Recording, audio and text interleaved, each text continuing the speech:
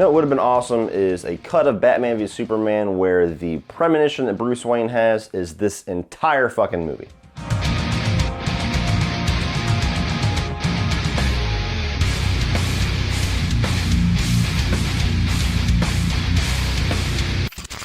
So Brightburn basically tells the story of what if Superman was evil as hell. Pretty much every year there's at least one movie where all I need to do is hear the concept or the basic idea of the film and my ass is in the seat in the theater. I don't watch any trailers, I don't watch any promo spots, I don't read any reviews, I walk in 100% blind.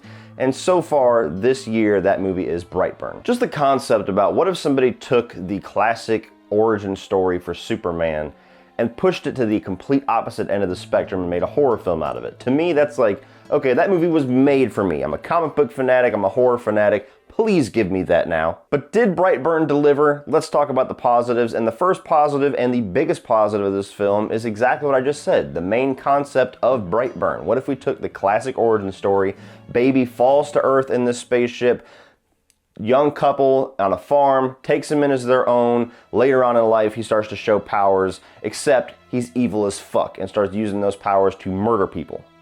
That concept is awesome. Walking into it, I knew that concept was going to be awesome. Seeing the film, the concept is the strongest part of it. It just taps into all of that nostalgia and all of that, you know, all the feel-good nature of classic origin stories like Superman, and just taking a comic book origin story like that and shoving it into the dark side of humanity, which us horror fans love, you can't go wrong with that. Elizabeth Banks stars as the mother to this evil Superman, Brandon Breyer, and she's pretty much the main focus of the movie. Obviously the main focus as far as like visuals and why we're here is to see this kid go nuts, but as far as a story arc, a character arc, some kind of a growth intention or internally, that is the character that you focus on, because she's unable to have children, basically. Whether it's the dad or the mom, that's unclear, but the movie starts off, they are a couple that has been struggling to have a kid. Brandon falls to the earth as a baby. Fast forward to when he's 12, and it's like he was the missing piece of their life. They're a family, they're happy. As far as we know, everything was great for the past 12 years.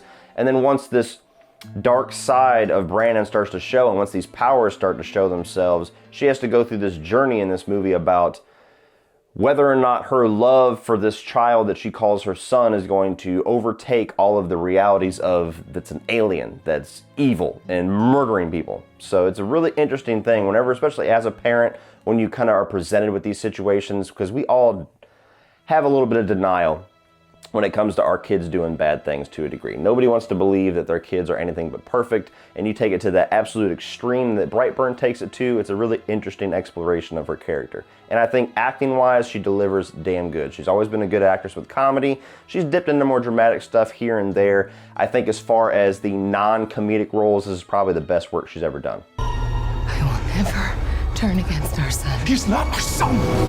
I also really like how this film is paced. This is a type of movie that gets in, does what it wants to do, and gets out. There's not a whole lot of fat to trim off of it. It's got a very deliberate pace. It gets right into the story, doesn't really meander around a whole lot. And for the most part, throughout the entire movie, I was engaged, I was entertained. There wasn't a whole lot where I was like, all right, come on, let's get to it, let's get to it.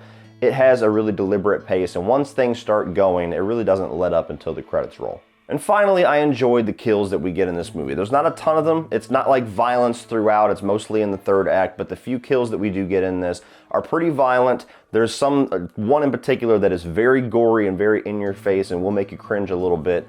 But it's good to see a movie go full rated R. Like if this was like a PG-13 horror movie, I think it would really fall on its face, but the fact that they really went for it, that they really pushed it into that R rating and went for it with the gore and the blood and the kills, as a horror fanatic, that really is a huge positive, and it's a huge satisfaction. Whenever you see how gory the first kill is, you're like, oh, thank God, this is not going to be one of those movies that shies away from the shit that it says it's going to give us in the trailers.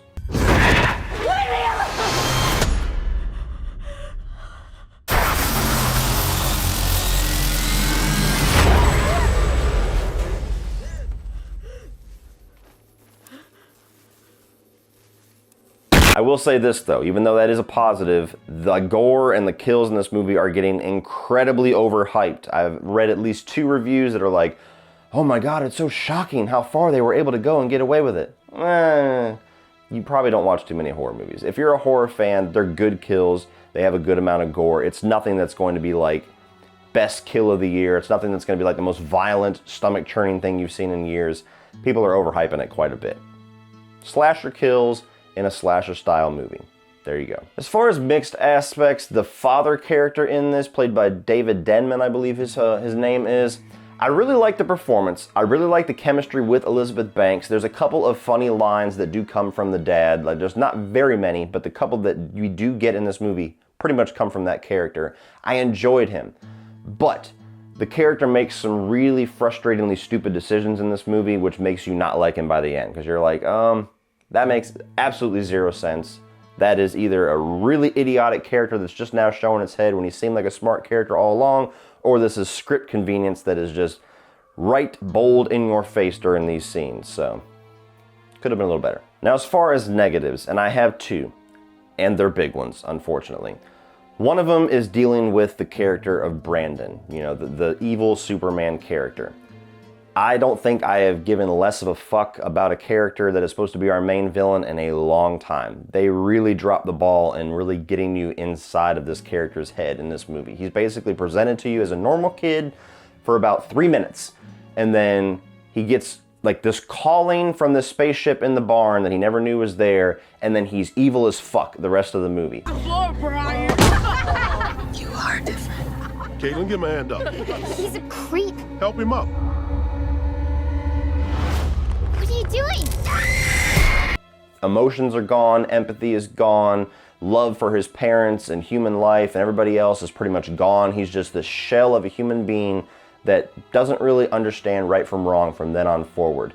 And to me, it really failed at making me understand where this character is coming from, what his motivations are. Was there any kind of like a transition? Like, was he this, you know, beautiful, great kid, and then all of a sudden on a dime, he just switches to everything that he never was for the first 12 years of his life?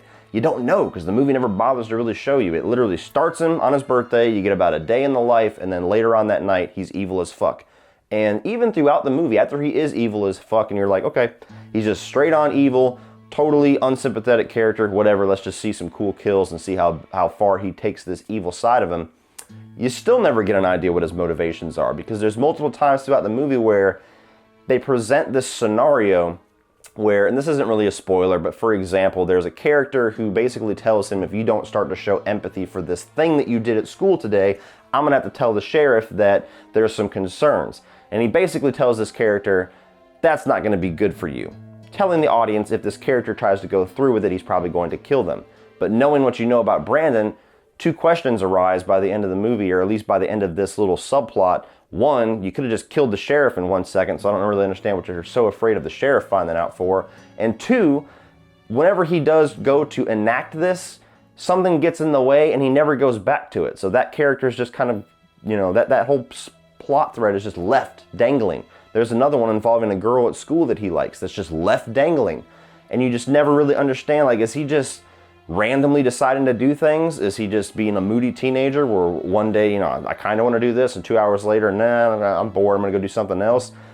You never know, and it just feels like it's just kind of random. It's just random what this kid is doing. His motivations are random, and I never really got into any kind of a connection with him to where he's somewhat of a sympathetic character where maybe I don't want him to go fully evil. I want to kind of cling on to the little bit of good that's left in him. There's even a line in the movie where he tells his mother, I really want to do good, Mom, I do.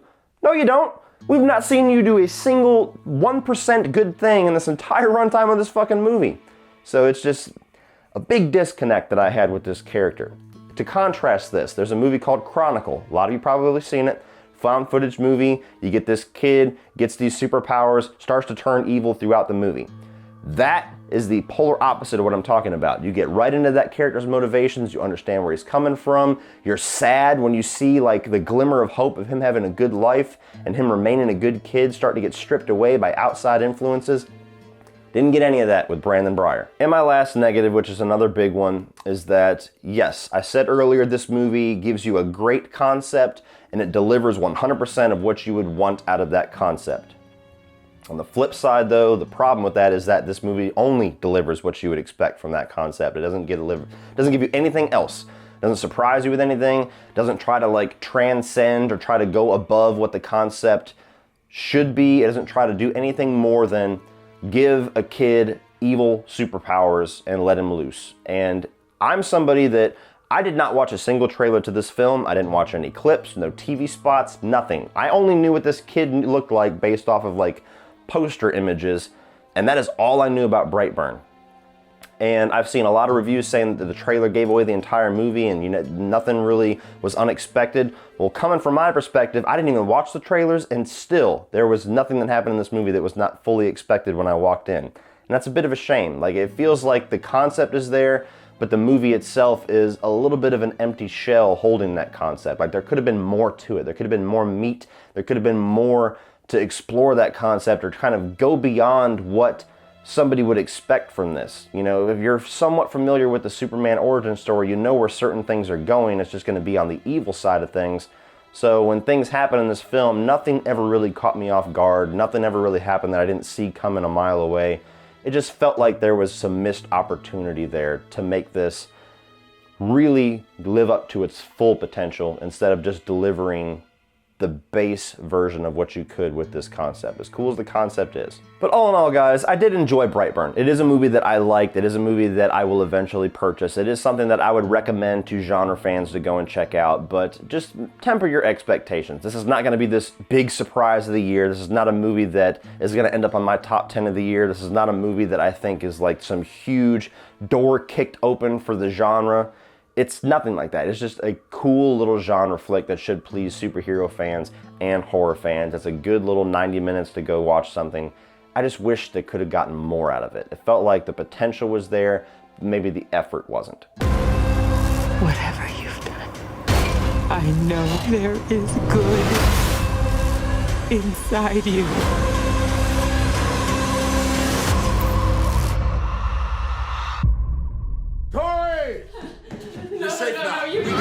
So if you're a fan of Superman, comic book origin stories, and evil slashers, this movie has quite a bit that you are going to enjoy. Just temper your expectations and don't expect anything beyond that base concept. So check this thing out once it hits online, stream it. So what did you guys think of Brightburn? Did you really enjoy this? Did you think this was like a really huge surprise that delivered on all your expectations? Or were you like me and you were just expecting a little bit more? And did you feel like you could connect at all with this character of Brandon, or do you feel like he was really just kept at arm's distance the entire film? Let me know down below. Do you want to see sequels or spin-offs to this movie? Do you want to see a different style, like maybe a Batman or a Flash type movie where the kid goes evil? Who knows what they have in mind for this, but do you want to see that, or do you think this is just a cool little standalone picture? Tell me down in the comments below. Please like and share this video. Hit that subscribe button if you're not already a subscriber. If you guys want to check out some social media links, check down in the video description below for Facebook, Instagram, Twitter, Spreadshirt for Cody Leach t-shirts and other merchandise, and my Patreon page, which is a great way to give back to this channel, help this channel grow, and get cool exclusive content for your eyes only if you decide to become a patron. So check all that out, guys. And if you want to check out some more of my videos, you can check out a few more by clicking right over here.